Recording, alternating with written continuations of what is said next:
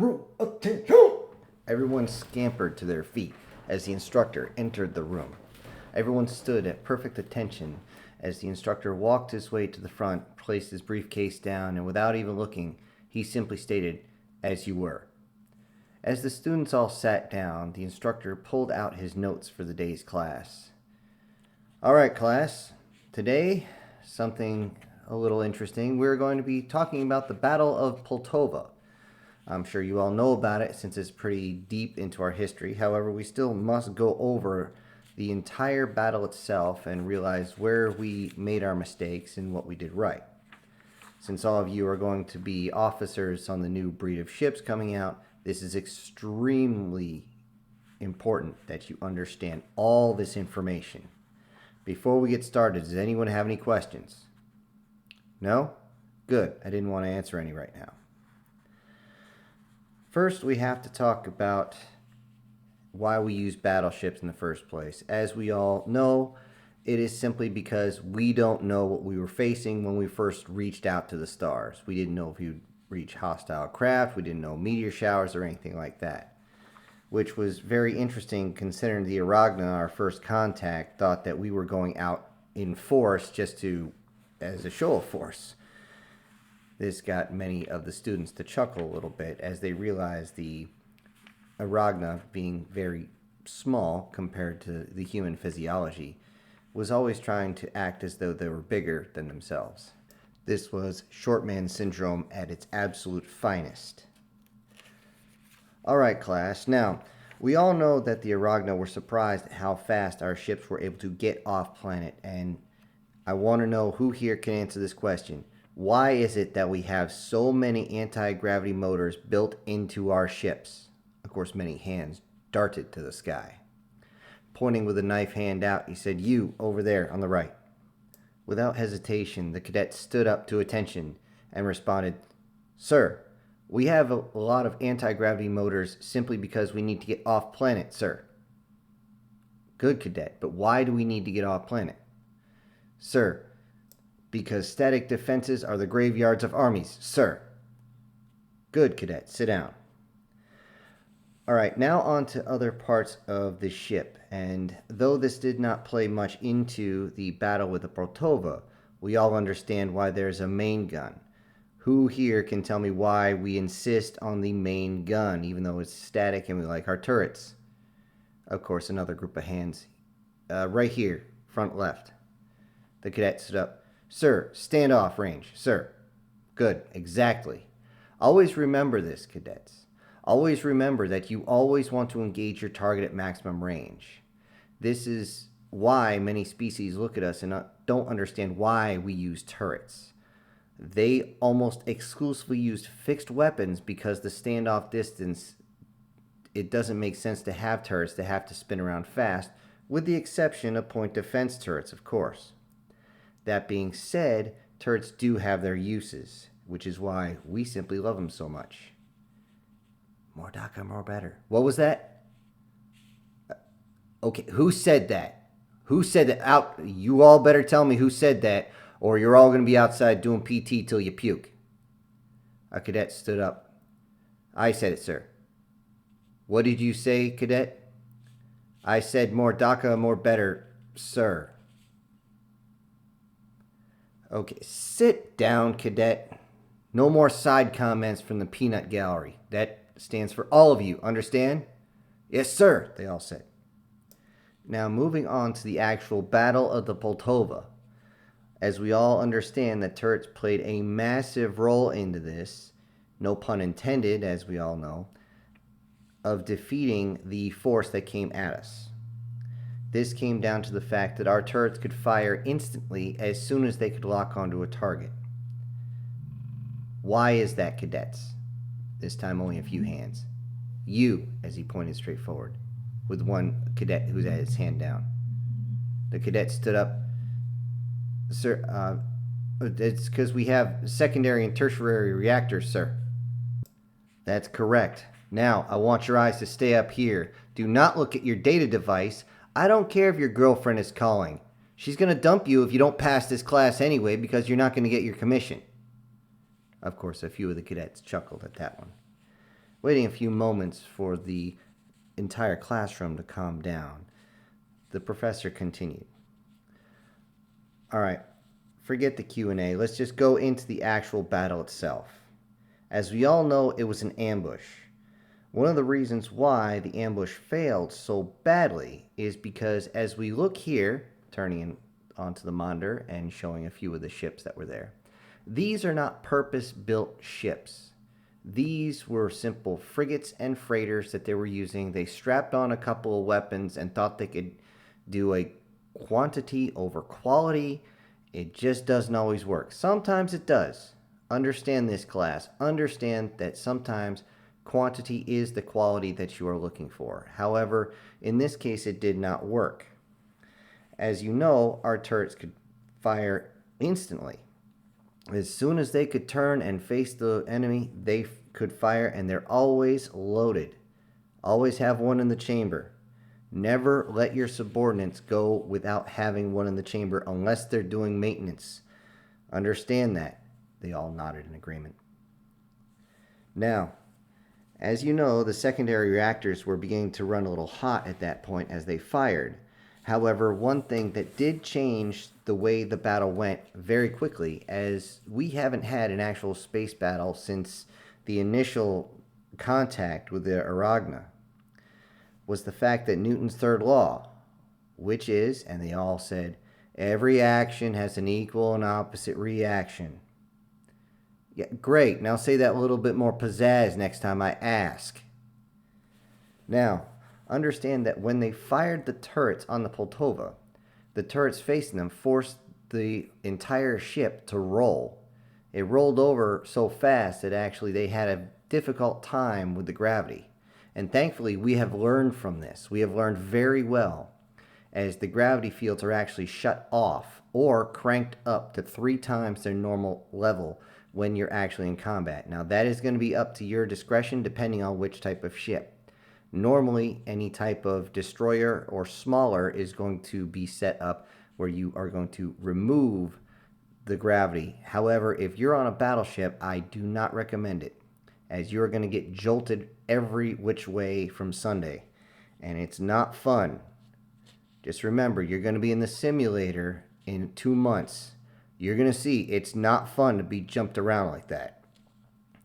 Now, because of Newton's third law, it also came down to the fact that we use solid projectiles in our turrets. Very few of our turrets, until the next generation of ships comes out, are usually solid projectiles.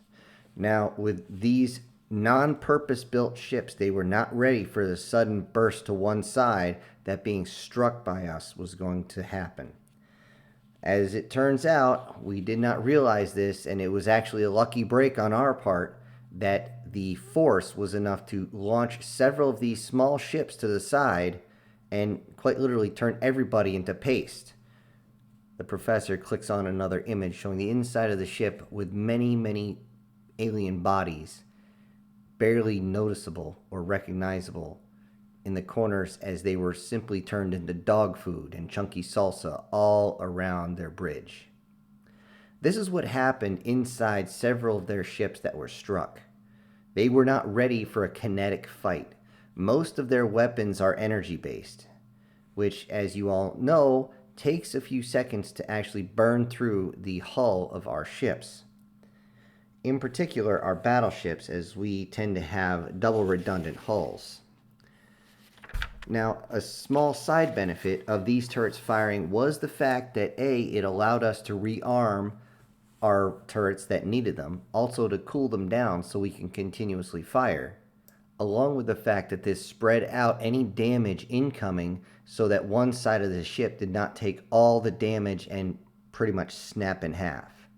This has now become doctrine, even though it was a happy accident of all things. However, it stands to reason, and it was surprising everyone that it was not doctrine before. That being said, that was not a total clincher of the battle, as some of their ships stayed out of range and were too small and nimble to be hit with our coil guns. That is where our missiles and torpedoes come into place. It is again imperative that you keep it in mind the difference between the missiles and torpedoes. Tell you what, I want one of you to actually answer. What's the difference between the two? Of course, all the hands shoot up this time. You, he points to one. The cadet stands to attention. Sir, missiles are more agile but much less armored, so they cannot take a hit. However, they can strike a much more nimble target. Torpedoes are used for larger targets and tend to burrow deep into the target before detonating, causing secondary and tertiary explosions, meaning that the ship itself will most likely, if not totally destroyed, will be disabled. Due to this armor plating, it is difficult for the enemy to actually shoot them down on their way to the target. This means torpedoes, though the most expensive weapon we have, is the most effective. Sir. Very good, cadet. Take a seat.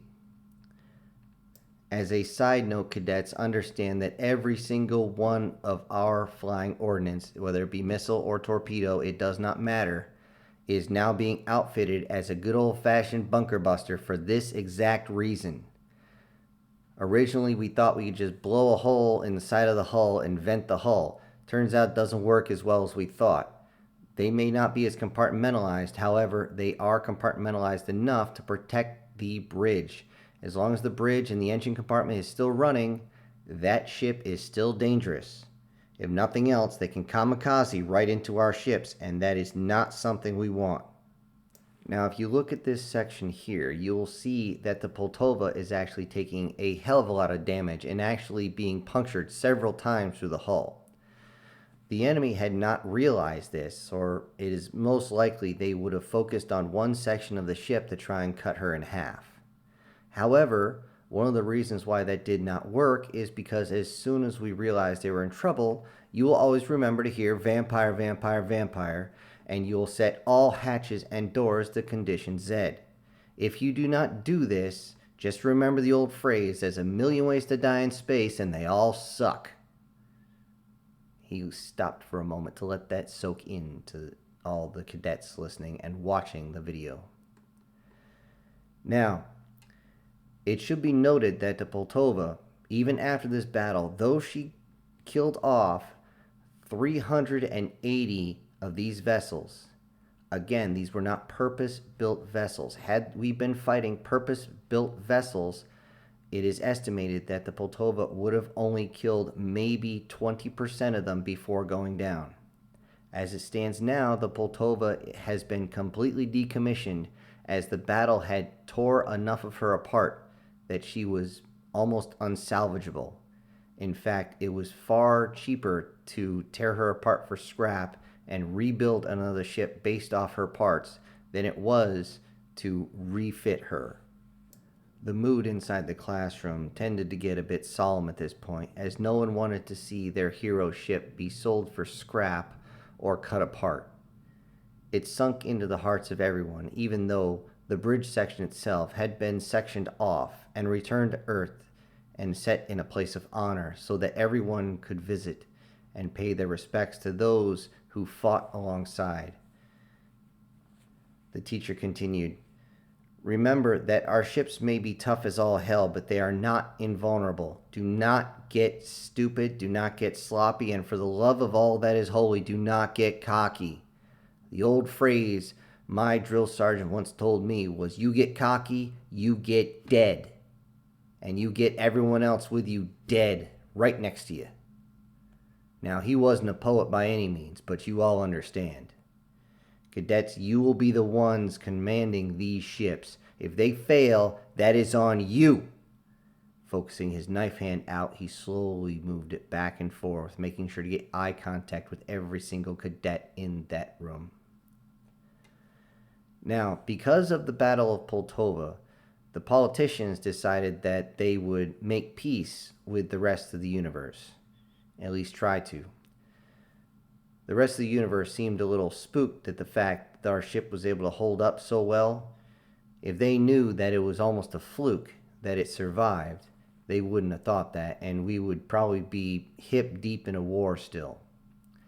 However, as it stands now, the new generation of ships is simply going to be used as defense. And as stated before, We want mobile defense. Static defense is a bad idea. Anything beyond satellites or the new anti-ship weapons that mostly are based on Terra itself, it is ridiculous to even consider static defenses. They could just stay at standoff distance and just launch ordnance and ordnance until you simply run out of defensive measures, and then you're, well, fucked. That being said, you are the ones who are going to be responsible for protecting human territory. We can't move a planet. We can't take it out of orbit. We can't hide it. It's just there. So if for some reason we get invaded again, or somebody gets froggy and decides to jump, then you are the ones who have to come running. Thankfully, with the new ships, the Bismarck class that's being made are not battleships anymore. They're total dreadnoughts. They have a new class of weapon, a new class of engine. Most of these engines are actually based off the design of captured ships from the Battle of Poltova. Also, you will be having more and more energy-based turrets as well. This is a very interesting turn of events. I was actually surprised I lived to see it. Now, one can hope that you go your entire careers without ever having to fire a shot, and you can end your career with total victory, as you have not had to engage in a war, you have not had to take anyone out, and you have not had to lose anyone either. That being said, if there is any alien who ever tries to go beyond simple trade of raw goods with humanity, be ready to bring all your weapons to bear. However, as the old army used to say, you will never fight alone. We will always have more, and we will stand side by side with each other, and we will face down the enemies at the gate. I only bring this up because there are certain rumblings around. I decided not to leave any of you out of the loop. However, you must keep this within yourselves. We do not know what's going on with the galactic community, as they do not talk to us much. A few envoys every once in a while. And of course, trade of raw materials. But in truth, we don't need much beyond what our sectors hold. It is imperative that we hold our own territories. If we no longer become self-sufficient, well, this is not that type of history class. However, I will say that when food gets tight, people will do anything to feed their families. I'd rather these guns be pointed out than in, especially since it seems as though the galactic as a whole has not learned the hard lessons that we humans have had to learn through blood, using our own battleships of old who used to be stuck only on the blue oceans as they fired on each other, sometimes at point blank range and sometimes from 25 miles away. But we learned these lessons that expansionist nations are extremely dangerous. And many of the alien species, though they follow their own galactic law, as they will not touch an expanding species, as in starting out, new species like ours was, until we reach beyond our sector, they will more than happy to go and take over your territory as soon as you reach that level. This is why you will be out on the front lines, watching over everyone, and that is why the Poltova up there, that is why that ship fought so hard, not just for survival, but they knew that if that battle group had gotten through, they would have rained all sorts of hell on the nearest planet before any other ship got there to actually fight them away.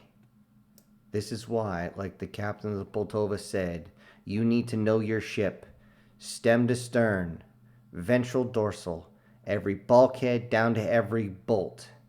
You need to know what it's capable of and how to use it to its absolute best abilities. Then and only then do you survive. Remember that, and I'll see you in the next class. As he got up to leave and got to the door. Room attention! As you were.